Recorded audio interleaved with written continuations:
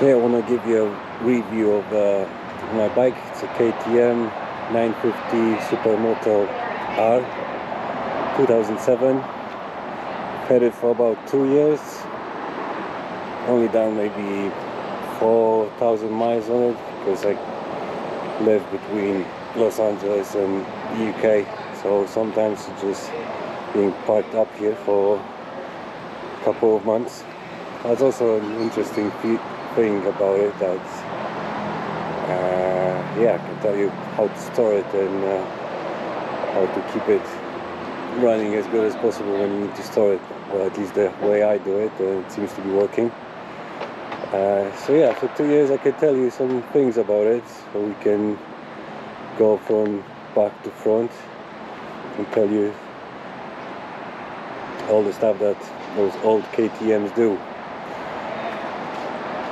From my experience, this is my 5th KTM and all of them like to leak all sorts of fluids that you have on it. So coolant leaks, oil leaks, brake fluids, clutch fluid, but yeah, let's go into that. So yeah, on mine, that's how I bought it. It doesn't have the sprocket cover, but at least you can see if it's undoing itself, because that's a common thing on them, because they have quite a lot of torque. That nut can come loose, so it's worth to check it every now and then. I have some marks on it, so I just, you know, for me it's just easy to see. But the first time when I bought it, I had to tighten it a bit. It was a bit loose. So that's that. While we're here, that's important thing right there. It's the oil jet. So I do every time I change oil, you need to undo this Allen bolt. You need to get that sprocket cover, what the rest of what's staying there out. To get it out, you need to take the clutch slave cylinder, and inside there's an oil jet that gets clogged quite often, so it's worth to clean it, because that's feeding oil to the clutch plates. So it's good to, yeah, clean it every now and then. That's the clutch slave cylinder. It's a bit oily, so probably I have to, yeah, look into that too.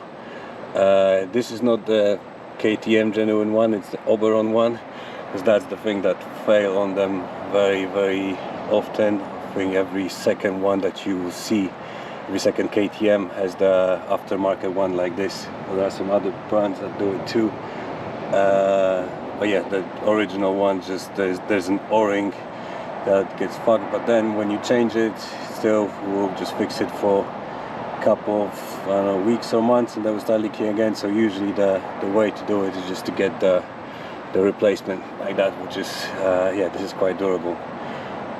Since we're here, if you trace the line up, the master clutch cylinder, they tend to leak too. Mine was leaking also, and you can get the rebuild kit from KTM, which also, once it starts leaking, if you replace it, if you get even the genuine part, it will start leaking again after 2 or 3 weeks. So the best thing is to very cheap and good option. There's a guy on the YouTube, on Facebook group that does a replacement kit for it, which is dead stupid, but it works. It just, instead of the original, you keep the original piston, but instead of the original rubbers that you have in there, he provides just 2 O-rings, which is, yeah, sounds very stupid and simple, but it works really, really good. I've done it like, I don't know, 2,000 miles ago, and it's been working since. It's dry and it works, so that's definitely the way to do it. Going back here, that's another thing that I've recently done. This cap here, original one, is plastic. After a while it starts leaking, especially if you do some work on it and you maintain it, because you need to take that cap off to get to the bolt that you can use to crank the engine when you do, like, check your valve clearances and such.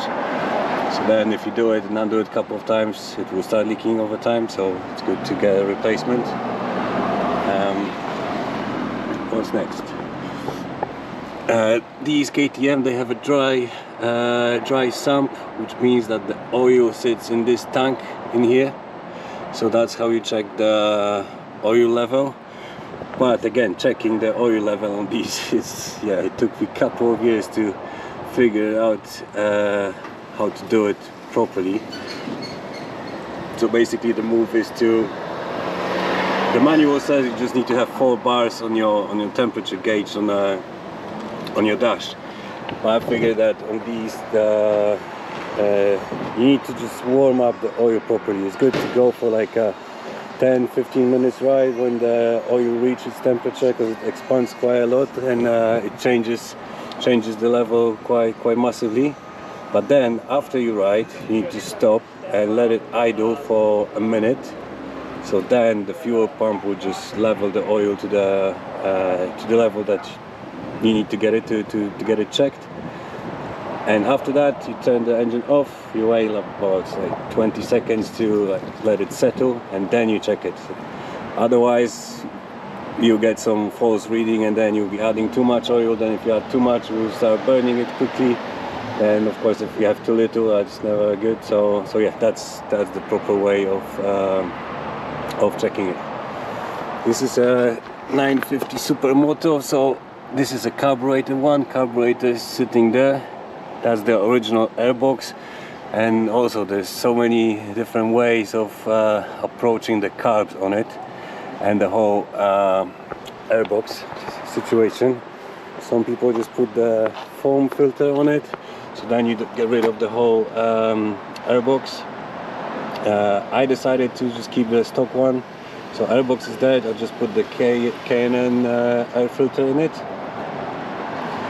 And these are the service windows, those triangle bits on both sides. And again, I was reading forums and I was checking the best setup for it. So in my case, it works when I just have the windows off, so then it can get more air through here. And also in the front of the airbox, there is originally there's a snorkel. I got it out too, and it seems to be working okay. And so that's my setup for it. Okay, now since we're on this side, that's where your water pump sits. That's another thing that, yeah, I only seen it on KTM, that they do get bad quite often, and I think the manual says you need to change it every 14,000 kilometers, I think. Because when they go bad, they will either let your coolant go into oil, so your oil level will rise and your coolant will drop, or the other way around. All kinds of scenarios. On this, it's good. The easy way to check it in the early stages is when you change the oil.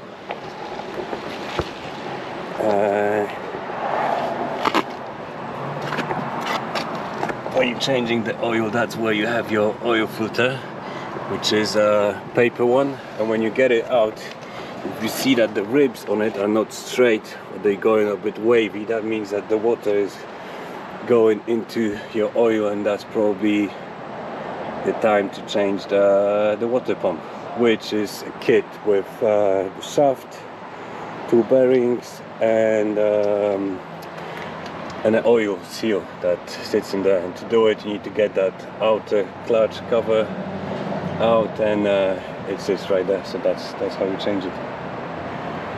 Another very common thing on those KTMs, which is not really KTM fault, but it's Brembo fault.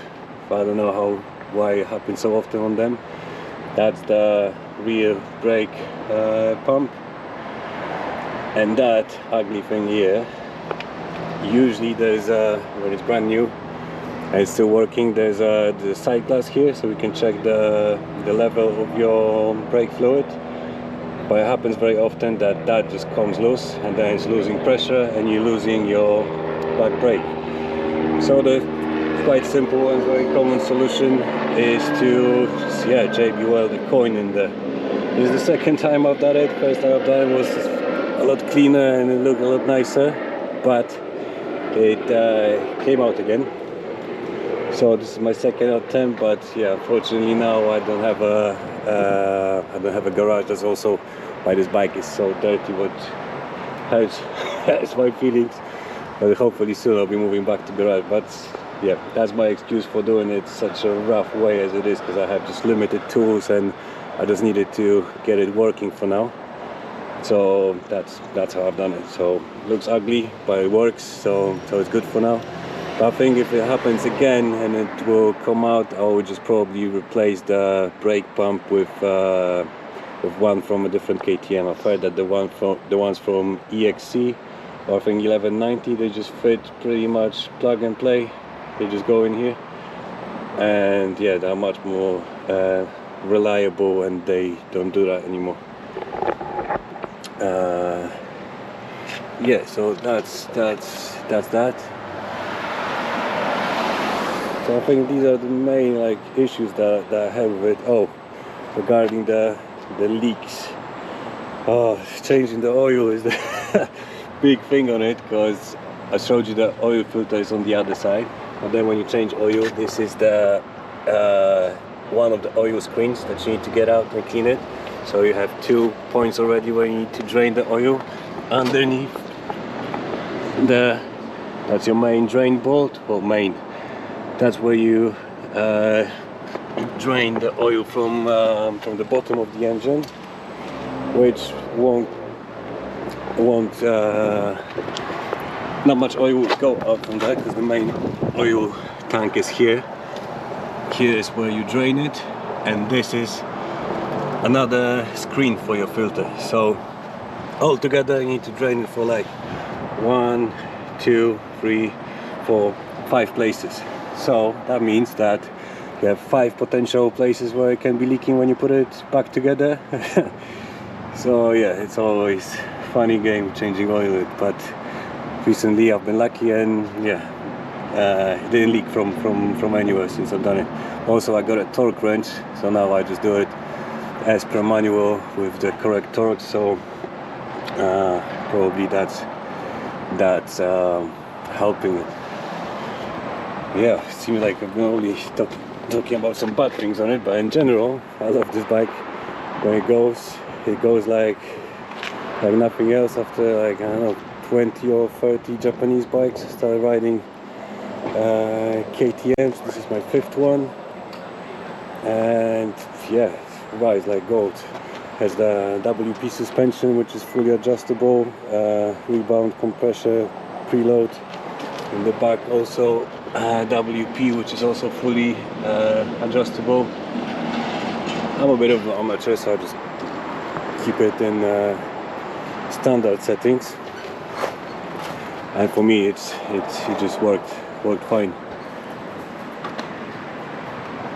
Oh, that's another thing, that this is aftermarket fuel pump. That's how I got it, but the original ones, they go bad quite often. I know that a lot of people, especially riding the Adventures, which is same engine, LC8 engine, just the different setup, a bit taller and more like off-road orientated. When they do like crazy long adventures, they usually keep a spare fuel pump under the seat or in the luggage with them, because they are known for failing quite often. Touch wood, I've been lucky with this so far. Yeah, let's start it. Let's see how it starts.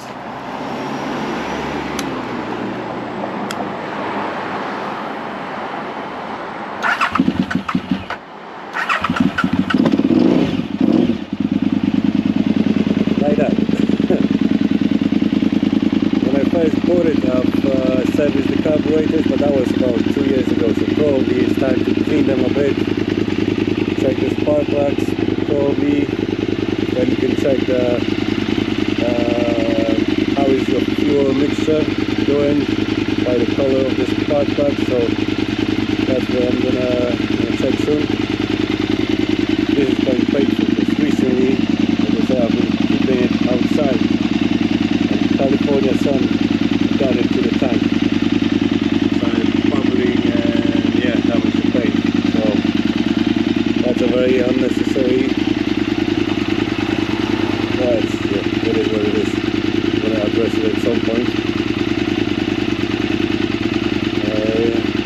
So yeah, let's do my big one.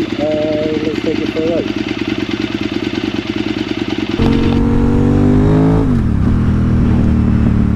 Yeah, I love riding this bike, especially after Japanese bikes. At first, when I got my first KTM, which was the 990 Supermoto, it's very similar to this. It suits me a lot because I'm quite tall, just over 6 feet tall, so for me it's very comfortable position. The seat is quite firm, especially after 2 or 3 hours you get really sore, but the position itself is great.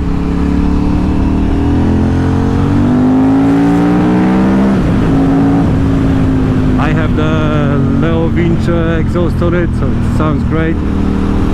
Even though I think I'm getting older, and I think I would appreciate some buffers in it, especially when I'm going a bit further. It's really noisy, and it literally gets in your head after some time. But still, sounds great. So you can see in my other videos where I'm riding it in some twists in the mountains. You can see what you can get out of this bike. Yeah, for me it's a perfect combination of comfort, performance,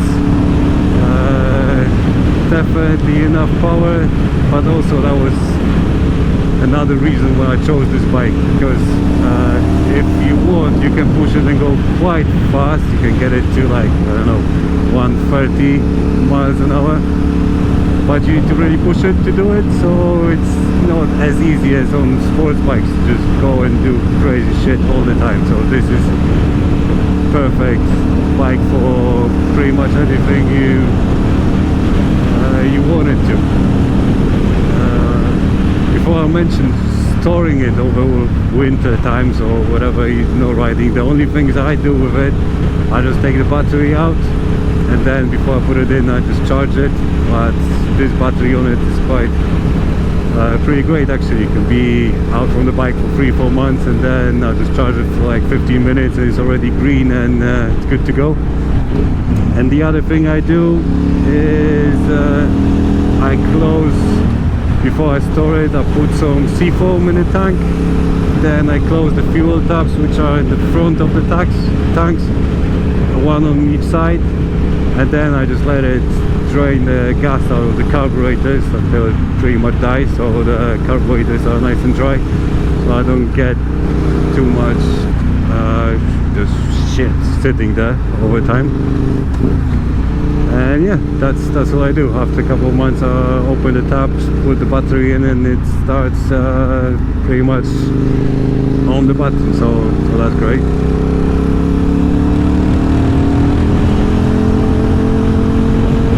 So yeah, summarizing this by becoming a long video, I really love this bike. I can definitely recommend KTM, even though there's quite a lot of work on them all the time. So probably if you would need to pay for someone to do all of the things for you, maybe not the best bike for you. But if you don't mind getting your hands dirty and just learning stuff and doing some maintenance stuff yourself, then yeah, definitely that is the bike to choose for pretty much all you may need it to, like commuting, traveling, doing some crazy runs if you want every now and then.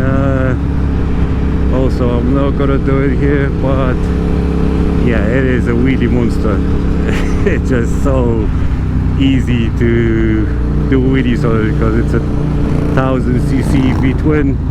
So yeah, a lot of torque, enough power, and the riding position is, yeah, it's just perfect for doing that.